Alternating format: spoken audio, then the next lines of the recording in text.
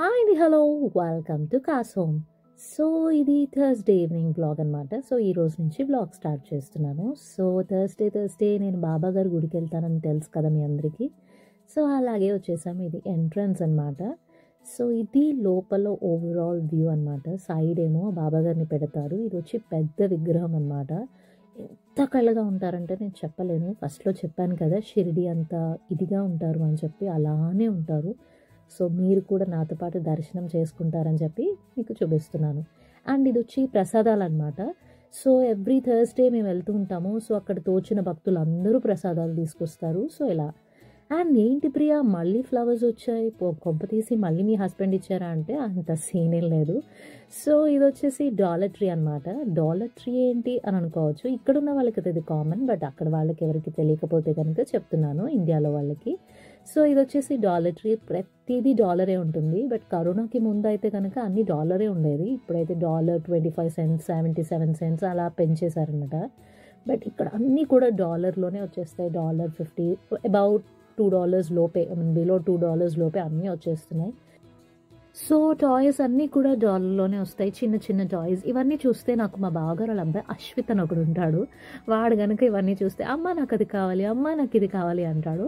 Anyways, hi Ashwith, నువ్వు కనుక ఈ వీడియో చూస్తే హాయ్. అండ్ చూసారా, ఈ స్టోర్లో చూస్తూ ఉన్నప్పుడు మధ్యలో నాకు వేరుశనగకాయలు కనిపించాయి అనమాట. ఓ మై గాడ్, భలే క్రేవింగ్ అనిపించింది, తినేసాను. అండ్ ఇండియా ఇంతకీ ఈ స్టోర్ అంతా ఎందుకు చూపిస్తున్నారంటే, ఇండియా నుంచి ఎవరైనా యూఎస్ వచ్చినట్లయితే ఈ గెరెట్లు, పార్లు ఇవి ఏమీ అక్కర్లేదు, అన్నీ ఇక్కడ దొరుకుతాయి.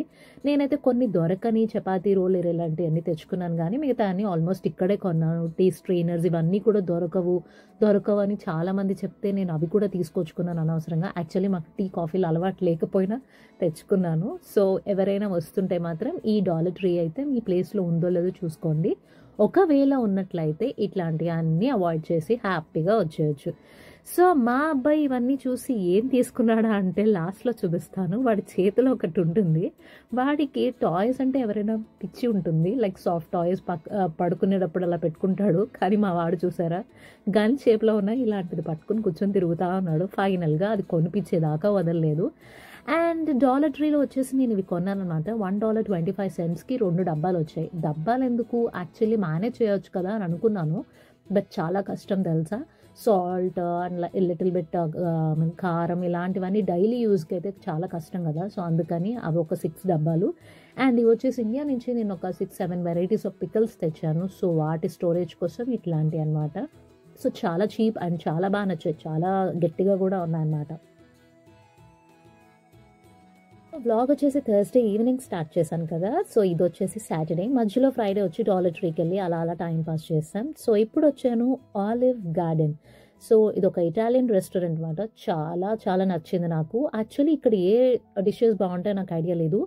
సో మా హస్బెండ్ వాళ్ళ సిస్టర్ ఇక్కడే ఉంటారు, మా సిస్టర్ ఇన్ లా. సో తను రికమెండ్ చేసిన డిష్ అయితే ట్రై చేశాను. నాకైతే భలే యమ్మీ అనిపించింది. అస్సలు వదిలేదు, మళ్ళీ మళ్ళీ వచ్చి తినాలి అనిపించింది. సేమ్ డిష్ కోసం కాదులేండి, మేబీ ఇంకొక డిష్ కోసం. బట్ చాలా టేస్టీగా ఉంది. అండ్ చూసారా, మా అబ్బాయి అయితే హ్యాపీగా పడుకున్నాడు. వాడు పడుకున్నాడు కాబట్టే లిటరల్గా నేను ఎంజాయ్ చేశాను. సో లేకపోయి ఉంటే నేను అంత ఎంజాయ్ చేసేదాన్ని కాదు. సో ఎవరైనా ఫస్ట్ టైం ఇలాంటి రెస్టారెంట్స్కి వచ్చినప్పుడు ఇక్కడైతే చెప్పారు ఎన్ని క్యాలరీస్ ఉంటాయి అండ్ ఇది వెజ్జా లేదా, అండ్ పక్కనైతే బ్రాకెట్లో వి అని కూడా రాశారు. సో ఈజీ టు ఆర్డర్ అనమాట. సో చాలా బాగుంది. నేనైతే ఇక్కడ ఆర్డర్ చేశాను ఫెటచిన్ ఆల్ఫ్రెడో. సో దానికైతే యాక్చువల్లీ వాళ్ళు సూపా లేకపోతే సాలడా అని రెండిట్లో ఏదైనా ఆప్షన్ అడుగుతారు. సో మేము సాలడ్ చెప్పాము. అండ్ దానికి టిప్పింగ్గా ఈ బ్రెడ్స్ అయితే ఇచ్చారు. చాలా చాలా ఫ్రెష్గా ఉన్నాయి, భలే ఉన్నాయి అసలు. నేనైతే భలే లాగించాలేండి. అండ్ నెక్స్ట్ మెయిన్ డిష్ వచ్చేసి ఫెటచిన్ ఆల్ఫ్రెడో. సో అదే అనమాట. నాకైతే వైట్ సాస్ పాస్తా లాగా అనిపించింది, but yes, very very yummy.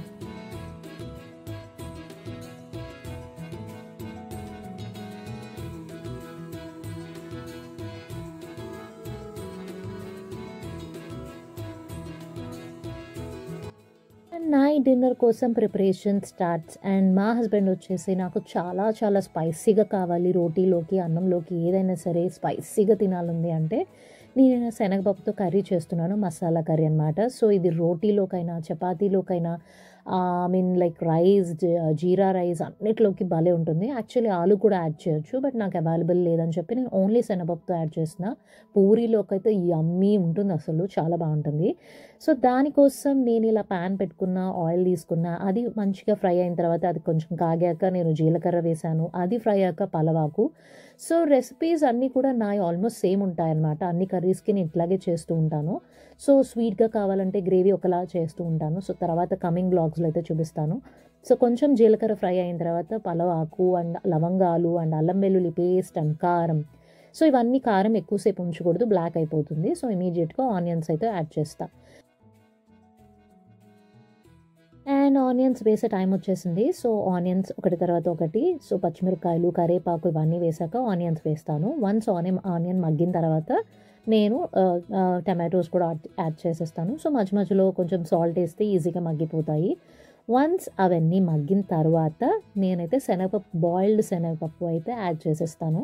So ఈ గ్రేవీలో అండ్ శనగపప్పు యాడ్ చేసే మధ్యలో నేనైతే గరం మసాలాస్ ఏమన్నా మసాలాలు ఉంటే అవన్నీ యాడ్ చేస్తాను. సో బేసిక్గా ఇక్కడ నేనైతే ఒక గరం మసాలానే యాడ్ చేశాను, ఇంకేమీ అక్కర్లేదు. ఎందుకంటే కారం, పచ్చిమిరకాయలు అండ్ గరం మసాలాతోనే మనకి కారం అయితే వచ్చేస్తుంది. ఎందుకంటే ఇనిషియల్గానే మనం పలవాకు, లవంగాలు వేసాం కాబట్టి చాలా బాగుంటుంది, ఇంకెక్కువ ఏమీ అక్కర్లేదు.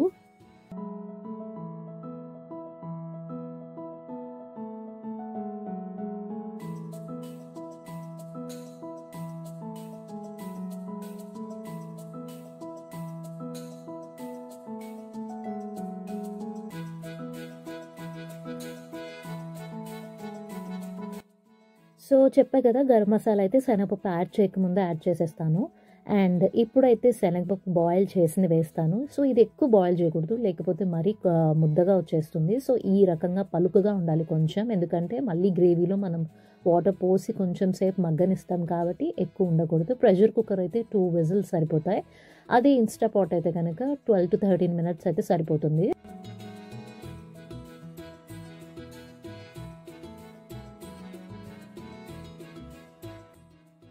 సో చూసారు కదా రెసిపీ, మరి ఇంకెందుకు ఆలస్యం, ట్రై చేసి ఎలా వచ్చిందో కామెంట్ సెక్షన్లో కామెంట్ చేయండి.